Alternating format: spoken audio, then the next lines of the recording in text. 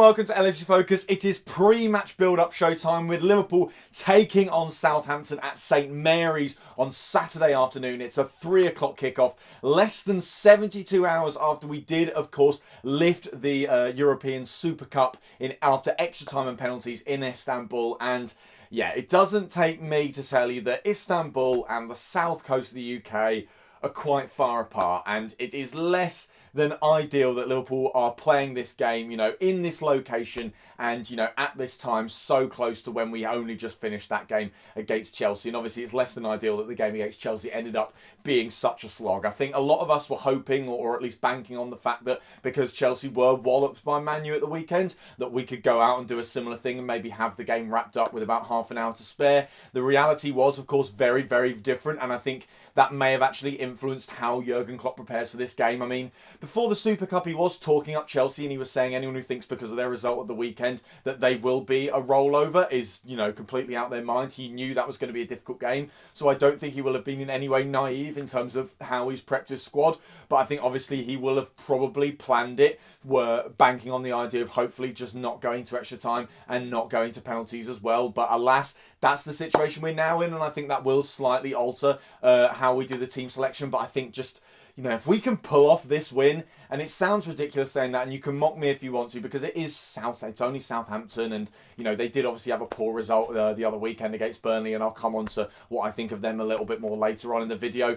But St Mary's has never exactly been a happy hunting ground for Liverpool. It always feels like they raise their game against us. I don't think they're necessarily a bogey team because of playing style or anything like that, but I just think, there's always an incredible atmosphere because of the history between the two clubs, the transfer window activity that's gone on, the way we've gone about taking some of their best players. There's naturally going to be a little bit of animosity there, and I feel like that always creates this kind of bear pit atmosphere that the Southampton players aren't used to as well, so it gives them a sort of extra kick up the backside that I think they wouldn't normally have in any other game against a Big Six side. So it is going to be a difficult match, and just given the circumstances, and I'll talk a bit more about the goalie situation in a moment, but I just think every single variable that's come into it, I think a win on Saturday would certainly be bigger than a win on Wednesday night against Chelsea. I think I'd definitely celebrate it more. I'd definitely be able to relax a lot more afterwards, because I think obviously Man City are facing Spurs directly afterwards. They've got the 5:30 kickoff at the Etihad against one of maybe the few teams in the Premier League that, you'd never say are more likely to beat them than to lose to them, because City are always going to be the favourites no matter who they play. That is just the nature of the beast with the title race at the moment. But certainly a team where you feel like it might actually be worth sitting down and watching, and certainly a team where maybe even if they do go 1-0 down, you're not immediately going to switch Sky Sports off and go and do something better with your life because you feel like they've actually got a chance. So it feels like there's a lot riding on this Saturday, and that in itself sounds ridiculous because it's so early on in the season. We shouldn't really be worrying about the title race yet. We shouldn't be worrying about other teams. We should just be focusing on picking up the points as we go. That's kind of how we started last season, where it's just, win every game and worry about what everyone else is doing a little bit later on. But I just feel like with the way it panned out last season, every single eye in Liverpool, or at least every single eye in a red shirt in Liverpool, is going to be on the Manchester City game as soon as our game finishes. So, who knows? I think it's entirely feasible that we finish this weekend either 3 points ahead of Manchester City or 3 points behind them. That is just how I think these fixtures are going to pan out. And obviously, with it all taking place in the space of about 5 hours as well, it's going to be a really, really intense Saturday afternoon. So yeah, moving on to the team news, and obviously it's not exactly ideal. I think if you have been living under a rock even, and you haven't seen anything about Jurgen Klopp's press conference this afternoon, the lowdown is Adrian is injured at the moment. He's suffering from a swollen ankle because he was slide tackled by a fan. Not another player, just some bloke who ran onto the pitch after we won the Super Cup on penalties, ran towards the Liverpool players. As a steward tried to grab him, he lost his footing and took out half of the Liverpool squad. And to be honest, we should probably feel fortunate that it was only one player who actually got injured because of it, because when you watch it, an absolute pile of them just fall over. Half of them are in hysterics thinking this is quite funny. The other half are probably all piled over each other thinking, oh God, what have we done to Adrian? Because he was, of course, right at the bottom. And if you had to pick one player who you didn't want to get injured just for one game, if you thought of one player that we could just maybe get by without for one match against Southampton, the one player you would have wrapped in cotton wool and kept away from that mad fan who ran onto the pitch would have been the goalkeeper, because obviously now we've got no Alisson. There's doubts about Adrian. You know, when Jurgen Klopp mentioned it in his press conference, he said that, you know, it was swollen on Thursday. It's gone down significantly today, so that's kind of a positive sign. But as someone who's had a swollen ankle before, you know, the swelling normally goes down pretty quickly. It normally takes a couple of days regardless of how bad it is. But normally you don't really want to be putting weight on it for another week or so after that, to be honest. You want to be doing as little walking as you possibly can, let alone playing a 90-minute football match, no matter what position you're playing in. So that didn't really reassure me that much, that bit from Jurgen Klopp. But the club did put out a statement later on in the day. They'd done an interview with Adrian where he himself said he felt good and he himself was optimistic. And that's much more of a positive sign for me, because I think if he thinks he's going to be able to stand on it tomorrow, then hopefully that means he will be able to. Obviously, if not, Andy Lonergan will deputise. What you think of that, you know, is up to you. I don't think it's ideal, really. You know, obviously, Lonergan was never brought in. You know, he wasn't even brought in at first, but even when he was never brought in with the idea of him actually playing any games. He was brought in as the absolute last resort backup.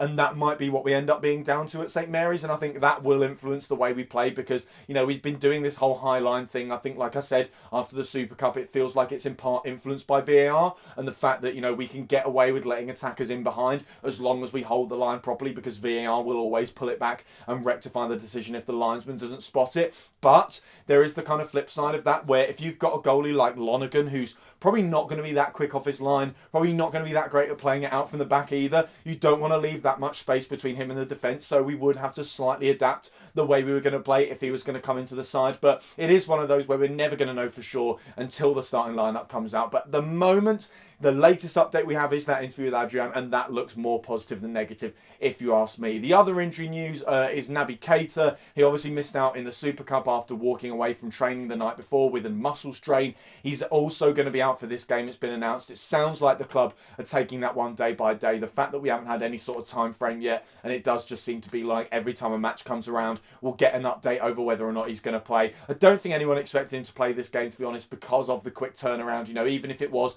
just a precaution, I feel like the precaution would be maintained for this match, regardless of, you know, whether or not we do have a bit of a selection problem in midfield with the amount of players that did have to go, you know, the full 100 yards against, well, the full 14 kilometres or something like that against Chelsea in midweek. So no Naby Keita for this game. Potentially no Adrian. Apart from that, we've got a reasonably clean bill of health. But obviously, the whole issue with the Super Cup in the amount of players who played the full 2 hours will probably come into how we select our teams. So on to how I think we're actually going to line up. I think, at the moment, based on the most recent information, I'm going to say we're going to go with Adrian in goal. Before I found out that interview and when it was just what we had from Jurgen Klopp to go on, I thought it was probably going to be Lonergan, and I think that's still an outside shout. I think the club will be, you know, the coaching staff will be working into the night tonight to work out a perfect way to play. So if we do have to play Lonergan, we'll have some sort of backup plan to make sure that doesn't affect us too badly. But at the moment, it looks like, thankfully, we're going to be able to play Adrian in this game, fresh off the back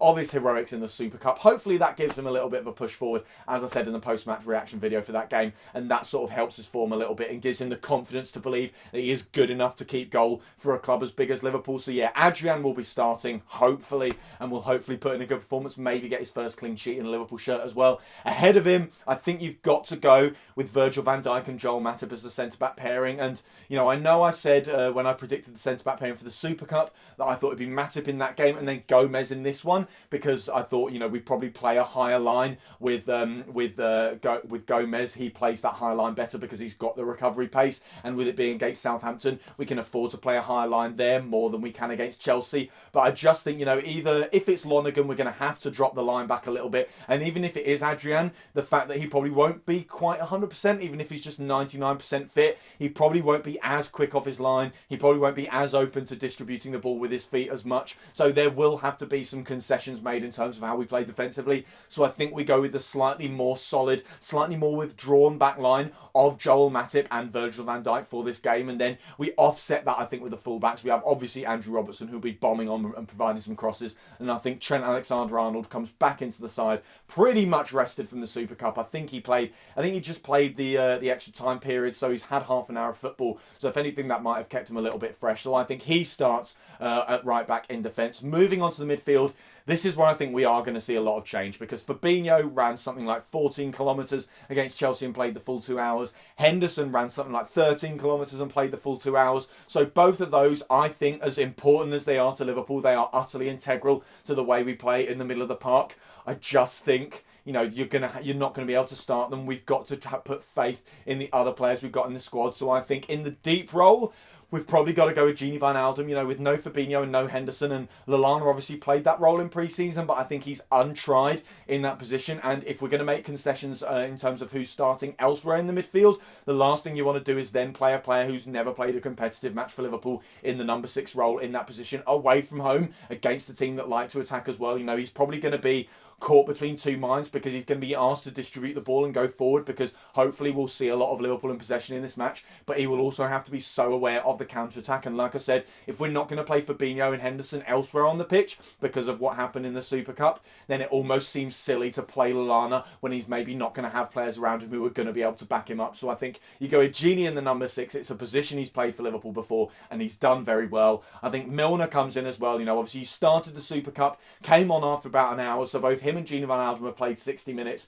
and I think given the lack of other options, that's probably as good as it's going to get, and they're going to have to play. I think Milner, obviously an experienced head, someone who will hopefully settle things down in midfield a little bit. And then the final player, I've gone with Oxlade-Chamberlain. I'm really not sure about that. Obviously, he played the 45 minutes in the Super Cup. I think Jurgen Klopp is trying to work him back to full match fitness now. He wasn't playing in position in the game against Chelsea, and I think that's why he was so ineffective. So what I'd really like to now see is him playing in his best position for Liverpool, which is that advanced role in the midfield 3. And I think it's probably a toss-up between him and Adam Lallana. I think, you know, obviously, like I said, Fabinho's probably not going to play from the start. Henderson's probably not going to play from the start. Naby Keita's unavailable. You've got Gini and Milner in the other spots. So they're the last 2 midfielders left. And I just think, you know, Ox is a little bit more effective. And if Jurgen Klopp is trying to move Adam Lallana into that slightly more withdrawn role, it makes sense to only play him there rather than keep moving him around and just, you know, allow him to actually adjust and learn the ways of the game in that position rather than kind of throwing him into all sorts of different places. So I think the midfield is Gini at the base, Milner further forward, and then Ox in the most advanced role. And then the attack, I think we've got to go with Salah, Firmino, Mane. You know, obviously, Salah and Mane both played the full 2... Actually, well, no, Salah played the full 2 hours. Mane played about, 105 minutes or something like that in the Super Cup. He did come off as a sub because he didn't play a part in the penalty shootout at all. He was already off the pitch by then. Firmino obviously gets, I think, 75 minutes because he comes on at half-time. So none of them are going to be supremely fresh. But I think, like I said, with the midfield is one where I think we should make concessions because they're the ones who did the most running. That's the real engine room for Liverpool. And those players are going to be the most tired, I reckon. And also, we've got more rotation options in midfield. I think we can afford to maybe knock a few players out the starting 11 there. Whereas I think what we should really be doing is playing the best front 3 from the start. And again, this is something you can't really plan for, but hope that the game's shut off early on and we can bring on Divock Origi and we can bring on Xherdan Shaqiri and we can wrap those players in cotton wool ready for the next game, because ideally none of them play 90 minutes. Probably Firmino will be able to get away with it, but the other two I think really do need to come off around about the hour or 70-minute mark. So, I think we gamble with the midfield and drop out a few of the usual starters. We gamble with the front 3 on the idea of the game being wrapped up and just, cross our fingers and hope for the best. It's something I've said quite a few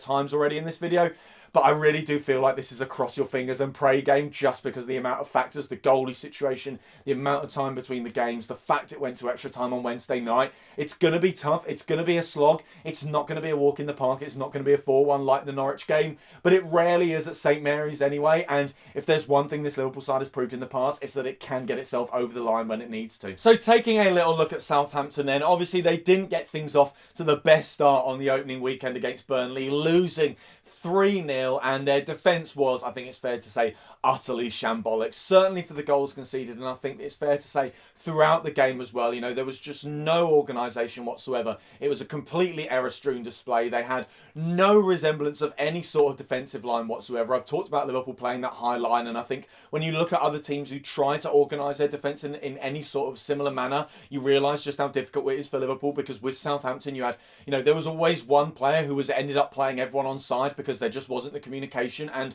without that organisation and without that understanding between players, it led to errors. You know, players just letting crosses go over their heads, letting long balls through, you know, not really paying attention, letting, like, playing passes out the back that got intercepted and stuff like that. There was just no cohesion and no organisation in that Southampton back line, and that's something that I think a lot of fans were worried about before the season started. Everyone thought they needed a centre-back, they needed a cool head in the middle of the park who could actually organise them a little bit better. They don't seem to have that at the moment. They've signed Kevin Danso from Augsburg, so maybe he turns into that as they go on, but it's probably a little bit too early to tell with that. So it certainly looks like Liverpool are going to have some opportunities getting through their back line.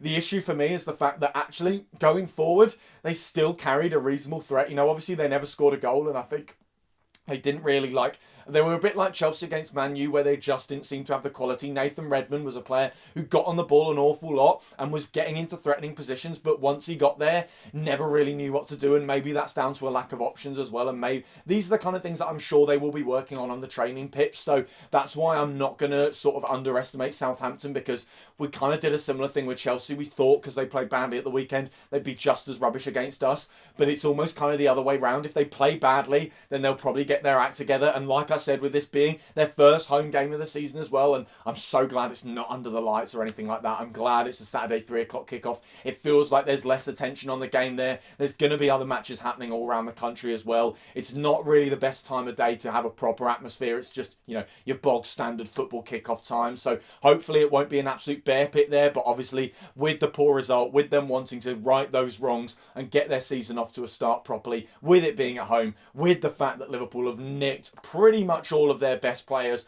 over the last few years. You know, Virgil van Dijk's probably going to play. Sadio Mane is probably going to play. There's a chance of Adam Lallana being in the side as well. They've got a little bit of history with Oxlade-Chamberlain. There's plenty of reasons there for the crowd to get fired up, and I think vicariously that is going to fire the players up. So I don't think, like I said, this is going to be a walk in the park. I don't think it's going to be a 4-1. Can see it being a 4-3. I can see it. You know, I don't really want to say this because I would rather it wasn't like that, but I can see this being like the Palace game at home last season, where it was 4-3, it was topsy-turvy, we were behind, we were level, we were ahead, we were back to being behind. The game was just all over the shop. It swung to and fro all the way through the 90 minutes, and eventually Liverpool came out the other end unscathed, and I'm kind of banking on the fact that, like I said, we've worked out how to do that now. You know, we know how to get by when the going gets tough. And we have kind of seen that this season and kind of not. You know, it certainly felt in the Super Cup like we rode the storm a couple of times when we came out the other end lifting the big shiny thing. But I haven't really seen anything so far this season. And obviously, it's such early doors that it feels ridiculous saying that. The squad hasn't really had an opportunity to show it. But I haven't seen anything that makes me 100% confident that we've kept that ability from last season. Hopefully we have, because obviously Jurgen Klopp didn't interfere with the squad at all over summer. There haven't been any additions, so in theory they should be able to pick up where they left off, and any sort of solid traits they had like that last season